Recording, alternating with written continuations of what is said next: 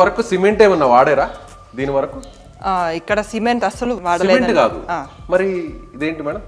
ఇక్కడ మేము సున్నంతో కత్తాం. సున్నం మొత్తం మొత్తం సున్నం. ఎక్కడ సిమెంటే కనిపించదు. ఎక్కడ కూడా సిమెంట్ లేదు, ఆర్సీసీ లేదు.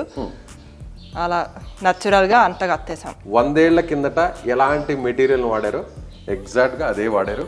ఇక్కడ మనకి ఇటుకురాళ్ళు కనిపిస్తున్నాయి. ఆ ఇటుకురాళ్ళు కూడా ఎంత స్ట్రాంగ్గా ఉన్నాయంటే, అలాగే సిమెంట్ వాడకుండా ఇటుక మీద పెట్టేటప్పుడు మనం జనరల్గా సిమెంట్నే వాడతాం. సిమెంట్ లేకుండా ఎలాంటి కన్స్ట్రక్షన్ ఇప్పుడు అసలు ఈ రోజుల్లో లేదు.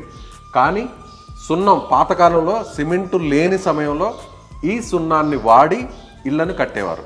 సో అదే పద్ధతిలో ఇప్పుడు దీన్ని కన్స్ట్రక్షన్ చేశారంటున్నారు. సో ఇంకా కూడా చూపించే ప్రయత్నం చేస్తాను మీకు, రండి. ఇక్కడ మనం కొన్ని షెల్ఫ్లను తీసుకొస్తుంటారు, చాలా చాలా కాస్ట్లీగా ఉండేటువంటి మెటీరియల్ తీసుకొచ్చి వుడ్ వర్క్ చేయిస్తుంటారు ఎక్కడికైనా కూడా. ఇప్పుడు ఎక్కడ వెళ్ళినా కూడా ఇంటీరియర్ అనేది ఇంటికి లక్షలు కోట్ల రూపాయలు కూడా ఖర్చు పెట్టి ఇంటీరియర్ చేయిస్తుంటారు. కానీ చాలా సింపుల్గా, చాలా న్యాచురల్గా స్టోన్స్ చూడండి ఎంత పెద్ద స్టోన్స్ ఉన్నాయి. వీటిని సున్నంతో పేర్చి ఇక్కడ ఒక గ్యాప్ లాగా వచ్చే విధంగా, అంటే ఒక షెల్ఫ్ లాగా వచ్చే విధంగా పెట్టి వాటిల్లో కూడా వుడ్తో తయారు చేసిన దేవుడి బొమ్మలు, వాటికి లైటింగ్ కూడా ఎంత సింపుల్గా అరేంజ్ చేశారో చూడండి. వాటికి పైన ఒక రాయి, కింద ఒక రాయి. ఇలాంటివి మనకి దేవాలయాల్లో కనిపిస్తుంటాయి, గుళ్ళల్లో కనిపిస్తుంటాయి.